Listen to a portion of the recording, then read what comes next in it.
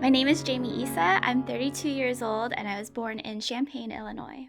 My childhood in Illinois, so I was born in 91, and so I grew up in the 90s. I only lived there until I was around 6 or 7 years old. So I think because of that period of time, it was just a very childhood happy period. I don't really remember having perceptions about race or belonging. Lived in Korea for a year. I lived in this small town called Tullahoma, Tennessee for 2 years, and then I primarily grew up in Irvine starting in fourth grade.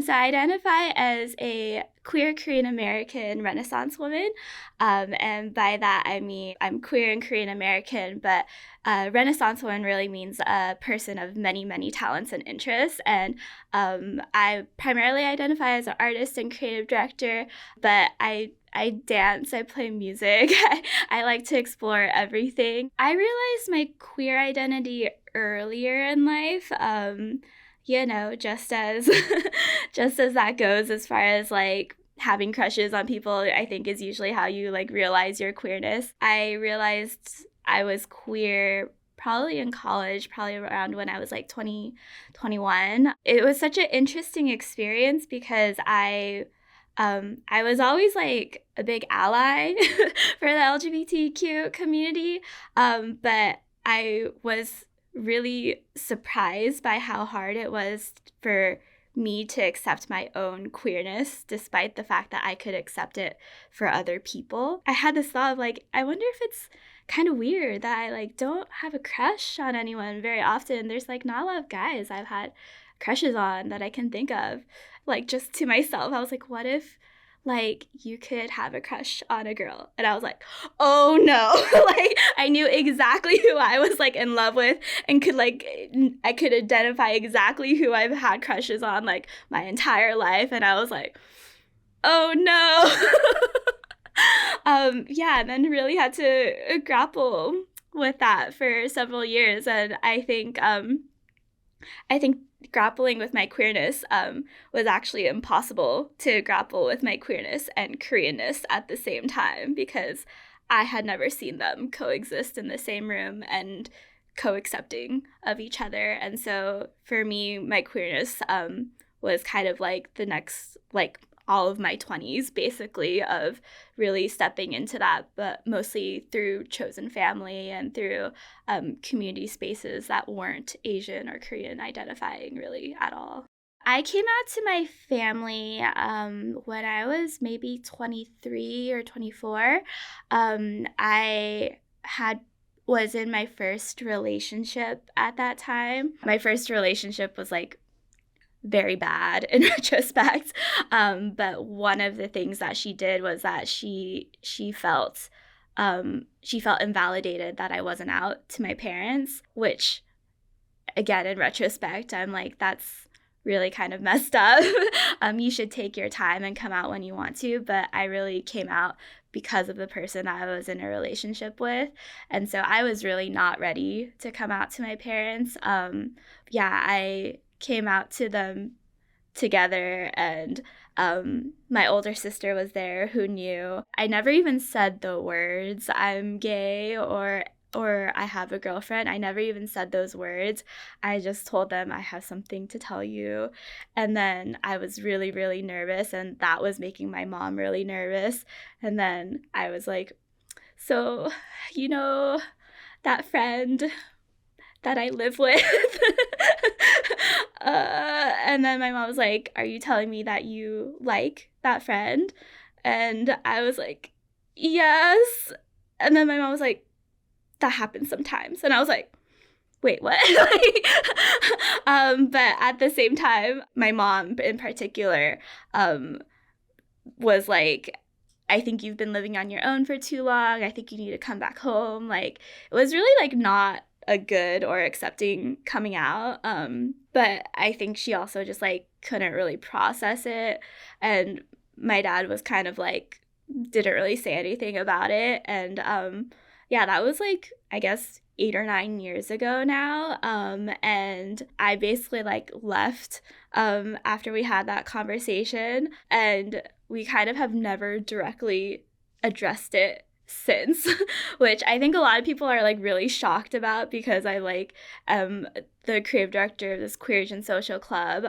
But I think that just like goes to show you that like the coming out process is like not easy for anyone, and I think particularly in that intersection of like my Koreanness and my queerness, it's I'm still afraid of can I belong in both spaces, and yeah, I've been like still trying to like tiptoe around the coming out. I'm currently in a relationship that is like the first relationship where I'm like thinking about like bringing this person home and like introducing them as like someone I want to build a life with, but that's like something I'm like still grappling with and like taking my time to like make sure I feel safe to do that, which I think is very, very important. But I have a lot of hope. My friend Maya had founded this organization called Queer Asian Social Club. I had found this organization through Instagram, literally just Googling hashtag Gaysian, because I was literally, again, because due to my work environment and all of that, I did not have a lot of Asian community, let alone queer Asian community at all.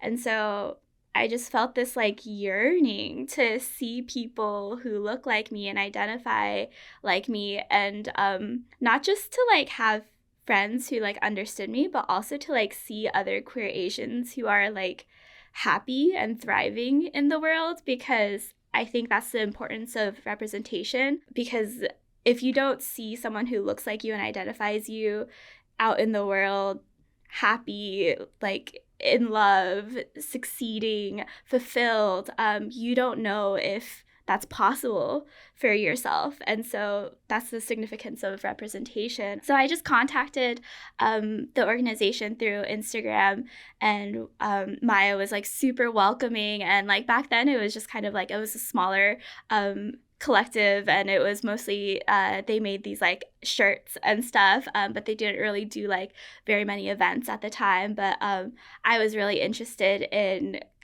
cultivating, creating spaces and events for queer Asian community to just meet each other and find each other. I started throwing these events and parties in LA. My involvement in the organization also increased over the pandemic period, starting with like doing like online panels and like group sessions. And then once things started to open up again, I think people were so ready and desperate. And I think there was a lot of people who also discovered their queerness during the pandemic. And so yeah, in the last couple of years, we've like done screenings of like Everything Everywhere All at Once, and we did a pride party this year, and we tried to be very different than just like it's a queer Asian party, because part of what I'm discovering what my work in the world is to really, how do we make spaces for a community to find each other in ways that go beyond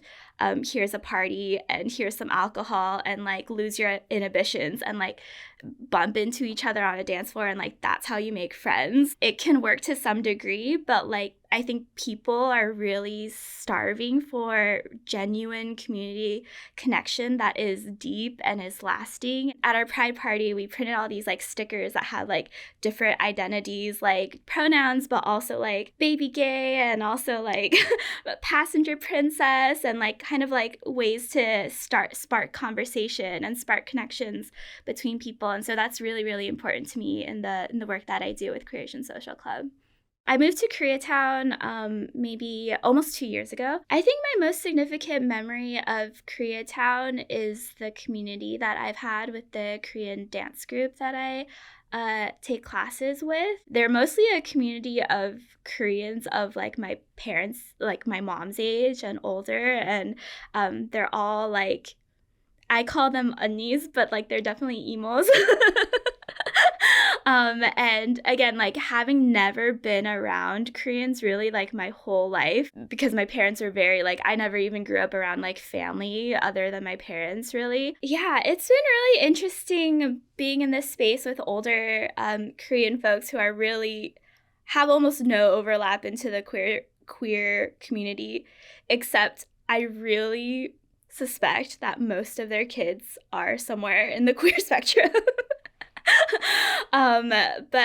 Yeah, it's a space that like I think a lot of queer folks feel afraid to go into, and I think a lot of Korean American queer identifying kids feel afraid to go home because there doesn't really seem room for Koreanness and queerness to exist in the same space. It kind of feels like your queerness is like a secret that you should keep under the rug. And so I think it's been really interesting because I'm so out in the other spaces I'm in, especially in Los Angeles. It was very strange for me to go into this space where I did kind of feel, for my own safety, the need to be a little bit more closeted. I think that's something that I'm like still kind of like grappling with, is finding the courage to just like be out, be fully myself in those spaces, because I would get questions like, oh, like, do you have a boyfriend? Like, oh, are you married? Do you have a husband? And I'd just be like, no.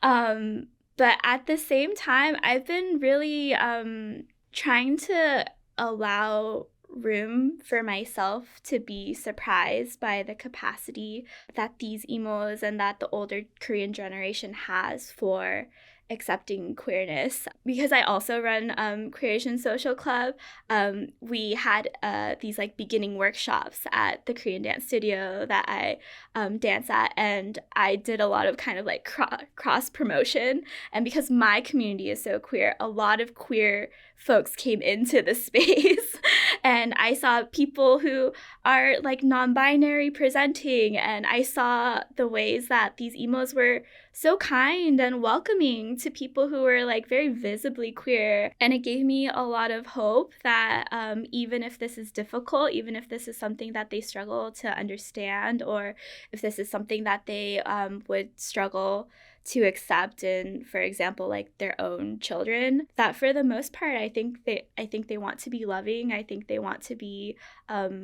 welcoming to people, and especially like for Korean traditional dance, like it's an art form that like needs people to continue to carry on the culture. And so the love of the culture almost like goes above any other identities. And I think that's been really, really sweet to witness and experience. My name is Jamie Issa, and this is my Korean American story.